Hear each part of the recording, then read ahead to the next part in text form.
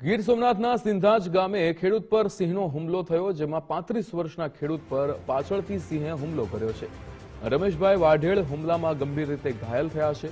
ખેડૂતને કોડીનાર રાનાવાડા હોસ્પિટલમાં ખસેડવામાં આવ્યો છે। 35 વર્ષીય આ ખેડૂત કે જેને પાછળથી અહીંયા સિંહે હુમલો કર્યો છે, સિંહના હુમલામાં ખેડૂત જે છે એ ગંભીર રીતે ઘાયલ પણ થયા છે। हमारे गामना नंदन से रमेशભાઈ લાખાભાઈ આજે ગાજીની વાડી હતી, બાજુની પાડોશની વાડી કોલો લેવો છે।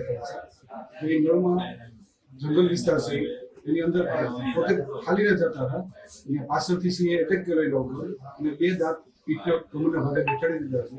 એને અત્યારે ઇમરજન્સી હોસ્પિટલ સારવાર માટે રાનાવાડા હોસ્પિટલ લઈને આવ્યા છે। જંગલ ખાતાવાળા આવા છે, ચર્ચા થઈ ગઈ છે। એ પોતે પણ સ્થળ પરીક્ષણ કરવા આવ્યા છે। રમેશભાઈ લખાભાઈ વાઢેર એ પોતાની વાડી હતી, બીજાની બાજુમાં ગોળનો રાબડો છે, ત્યાં ગોળ લેવા જતા હતા। ત્યારે ઓચિંતા હાવજ નીકળતા એ ભાગ્યા ત્યાંથી, તો હાવજ એની પાછળ ત્યાં લગાડી દીધો છે। અવારનવાર અમારા ગામની અંદર ગુજરાતની આજુબાજુ કાયમી માટે જંગલી જાનવરનું રહેઠાણ છે, તો એનું કંઈક નિરાકરણ કરે એવી અમારી માંગ છે।